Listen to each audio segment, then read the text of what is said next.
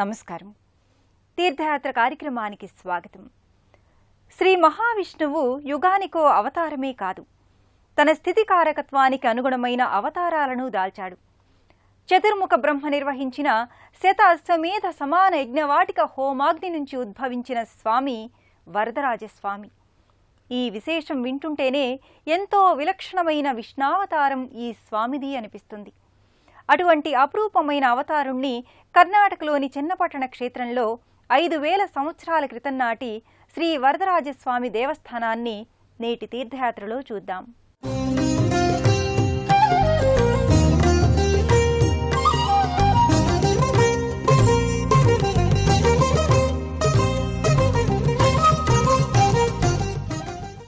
శ్రీమద్వరద రాజేంద్ర శ్రీవత్సాంక శుభప్రదః అంటూ త్రిజగన్మోహనాకారుడిగా పురాణాలు వర్ణించుకున్న దేవాదిదేవుడు ఈ వరదరాజస్వామి. హోమాగ్ని నుంచి ఉద్భవించి క్రోధాగ్నిని వీడి భక్తజన వరదాయుడై కాంచీపురాన వెలిశాడని వైష్ణవ భక్తుల పరమ విశ్వాసం.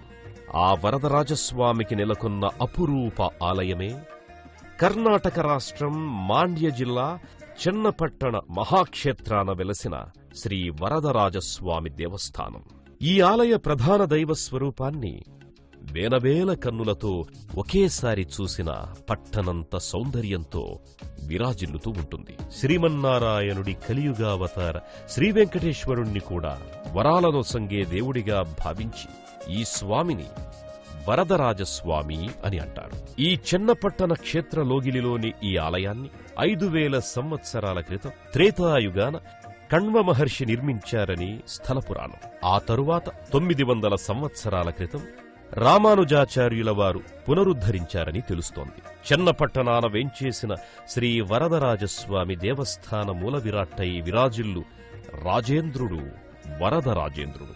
ఈ ఆలయ మూల విరాట్టుగా కొలువై భక్తుల పూజలందుకుంటోన్న వరదరాజస్వామి ఆవిర్భావ వృత్తాంతము ఓ పురాణ విశేషం. చతుర్ముఖ బ్రహ్మను మహావిష్ణువు 100 అశ్వమేధ యజ్ఞాలు చేయమన్నాడట. 100కు బదులుగా ఒకే ఒక్క యజ్ఞాన్ని హరిక్షేత్రంలో తలపెట్టాడట బ్రహ్మదేవుడు. సుముహూర్తానికి అందుబాటులో లేదని యజ్ఞపతిగా సరస్వతికి బదులు బుద్ధిదేవిని కూర్చోబెట్టారు. అది చూచి కోపంతో ఆ యజ్ఞాన్ని భంగపరిచేందుకు తన మాయాశక్తితో అనేక ఆటంకాలు సృష్టించిందట సరస్వతీదేవి. వాటన్నింటినీ విష్ణు భగవానుడు నిష్ఫలం చేశాడు. క్రోధంతో ఊగిపోయి ప్రళయ స్వరూపిణి అయి వేగావతి నదీరూపం దాల్చి వరదోద్ధృతితో ముంచెత్తగా శ్రీమహావిష్ణువు దిగంబరుడై అడ్డుగా నిలబడి ఆమె ఉద్ధృతి మార్గాన్ని మార్చాడు. ఆ తరువాత విష్ణుమూర్తి తనకు తానై వరదరాజస్వామిగా యజ్ఞవాటిక హోమాగ్నిలోంచి అవతరించాడని పురాణ కథనం. అలా ఆవిర్భవించిన వరదరాజస్వామియే పలు ఆలయాల్లో ఇలా భక్తజనులకు దర్శనమిచ్చి అనుగ్రహిస్తున్నాడు.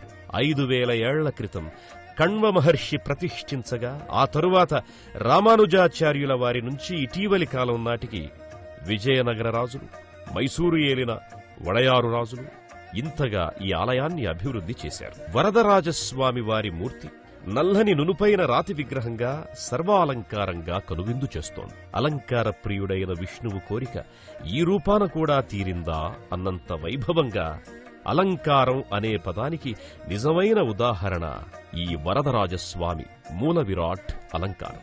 తామ్రలోహ మకర తోరణం కింద తెల్లని ఎర్రని పూలమాలలు, నానావిధ ఆభరణాలతో చెన్నపట్టణ వరదరాజస్వామివారు సహస్ర సూర్య ప్రభాసమానులై వెలుగొందుతున్నారు.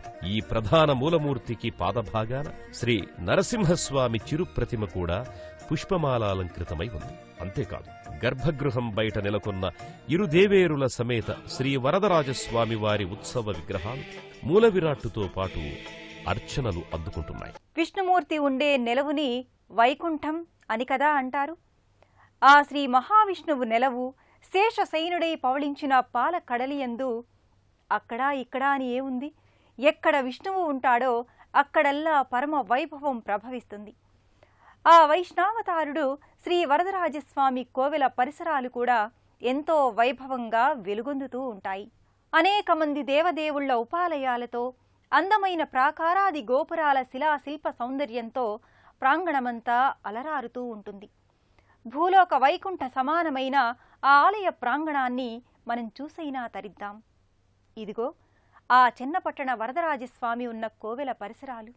అటు పౌరాణిక ప్రాశస్త్యం, ఇటు చారిత్రక నేపథ్యం కలగలిసి నిలిచిన భవ్య మందిరం చెన్నపట్టణ శ్రీ వరదరాజస్వామి వారి దేవస్థానం. ఈ ఆలయ పురా వైభవాన్నంతా మోస్తున్నదా అన్నంతగా రాజగోపురం, విమాన శిఖరాలు, పలు రాతి నిర్మాణాలు, ప్రాకారాలు, వాటిపై పలు శిల్పాకృతులు కనిపిస్తాయి. పలు దేవతా స్వరూపాలు, నలువైపులా గోపురాన్ని మోస్తున్నట్లుండే భారావహులు, గరుడస్వాములు, విష్ణుమూర్తి ప్రతిమా స్వరూపాలు గోపురాలకు ఎంతగానో పవిత్రతను ఆపాదిస్తుంటాయి.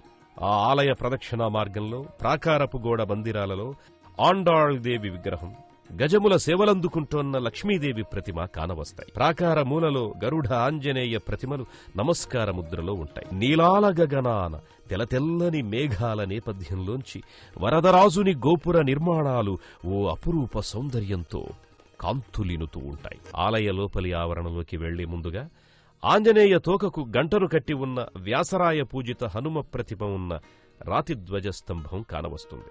అంతరాలయ ముఖమంటపాల నుంచి గర్భాలయం ముల్లోకాలకు ప్రాతినిధ్యమన్నట్లు 3 గడపలకు ఆవల ఉంటుంది. గర్భాలయ ద్వారానికి అటూ ఇటూ జయ విజయులు ద్వారపాలకులుగా ఉంటారు. ఆ ముఖమంటపమంతా పలు స్తంభాలపై ఉంటుంది. 6-4 కోణాల ఆ స్తంభాలపై పలు లతలు చెక్కబడి ఉన్నాయి. ఆ రాతి స్తంభాల ఆకృతిని చూస్తేనే ఈ ఆలయ పురాతన వైభవమంతా ఏ వ్యాఖ్యానం లేకుండా అందరికీ ఇట్టే అర్థమైపోతుంది. ఆలయ ప్రవేశ మార్గానికి ఒకవైపున పట్టుధోవతి ధరించి శ్రీరామానుజుల వారి విగ్రహం భక్తుల పూజలందుకోను ప్రతిష్ఠితమై ఉంది. గర్భాలయం దాపుననే ఉన్న ఓ వేదికపై శ్రీదేవి భూదేవి సమేత వరదరాజస్వామి వార్ల అర్చామూర్తులు, దాని పక్కనే విశ్వక్సేన గణపతి ప్రతిమ, ఏకరాతిలో మలచబడ్డ ఆంజనేయస్వామి విగ్రహం ఉన్నాయి. సంపదల తల్లి సిరిలక్ష్మికి అనేక నామాలు, అనేక రూపాలు. వాటిలో అష్టలక్ష్మీ రూపాలే మనకు పూజనీయాలు. ఈ లక్ష్మీదేవి నారాయణుని హృదయేశ్వరి, పద్మాసన స్థిత, పద్మంలోంచి పుట్టిన తల్లి. అందుకే ఆమెను సుమన, సుమనశ్రీ, సౌమ్యశ్రీ, సౌమ్యనాయికి అని కూడా పిలుస్తారు, కొలుస్తారు. ఈ చెన్నపట్టణ వరదరాజస్వామి ఆలయ ప్రాంగణంలో ఆ లక్ష్మీదేవియే మరో రూపాన సౌమ్యనాయికి అమ్మవారుగా కనిపిస్తారు. ఆమె ఉన్న ఉపాలయ ప్రాభవం అంతా ఇంతా కాదు. అర్చించిన వారికి అర్చించినంత సౌభాగ్యాన్ని వసంగుతుందా అన్న రీతిలో వైభవంగా కొలువుదీరి ఉంది. మీరే చూడండి. చెన్నపట్టణ వరదరాజస్వామి పెరుమాళ్ కోవెల ప్రాంగణంలోనే సౌమ్యనాయకి అమ్మవారు కూడా దర్శనమిస్తోంది. నల్లని రాతిశిలామూర్తిగా ఆయమ్మ జగదైక సౌందర్యంతో ఉట్టిపడుతోంది. వినమ్ర ప్రశాంత వదనంతో, తీరైన తిలకం బొట్టుతో, దయాపూర్వక దృక్కులతో తనను కొలువవచ్చిన భక్తుల పాలిట కల్పవల్లిగా ఉంది మాత. ఆ సౌమ్యనాయకి చిలుకతోరణం కింద ఆసీనురాలై అభయవరద హస్తాలతో దర్శనమిస్తోంది. పట్టు పీతాంబరాన్ని చీరగా ధరించిన ఆ జగన్మాత కనకాంబరం సన్నజాజుల పూమాలలతో అలంకృతమై వరాల తల్లిగా నెలవై ఉంది.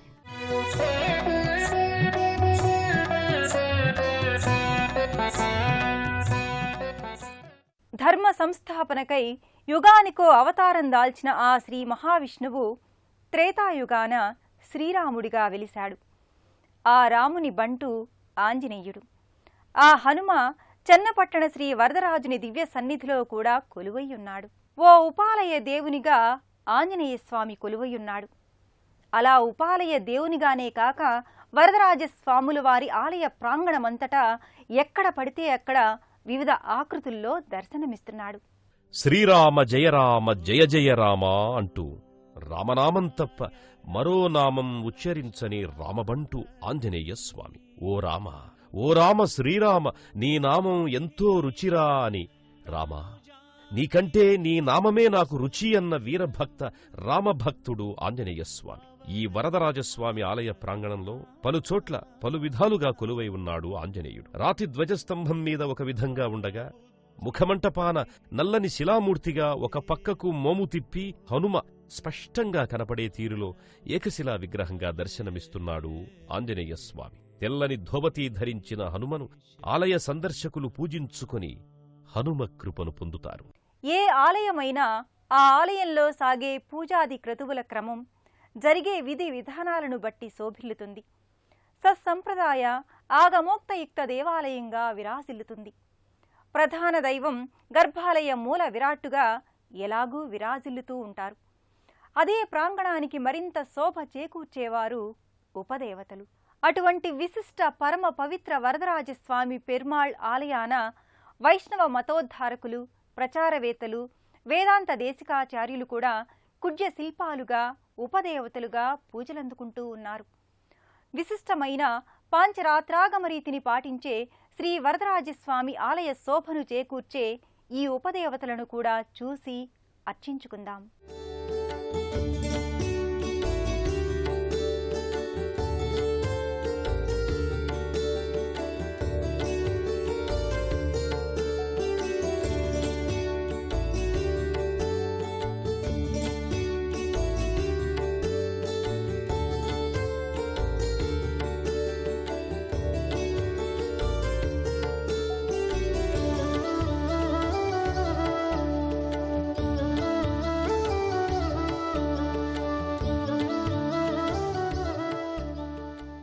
వరదరాజస్వామి భక్తుల కోర్కెలు ఈడేర్చేందుకే ప్రసన్న వరదుడయ్యాడు. భక్త వరవరద పెరుమాళ్ అయ్యాడు. అందుకే ఈ వరదరాజేంద్రుణ్ణి ఆపన్న వరదునిగా వరదరాజస్వామి పెరుమాళ్ అని కీర్తిస్తారు. కాంచీపురాన వెలిసిన ఆ హోమాగ్ని జనితుడు మనలను, మన సకుటుంబ పరివారాన్ని, మన వంటి సకల జనులను కాచి కాపాడుతుంటాడని ఆశిద్దాం. ఆ వరదరాజస్వామి వారి కరుణా కటాక్షాలు వరదలా మన దరిచేరి మనల్ని తరింపచేయాలని కోరుకుందాం.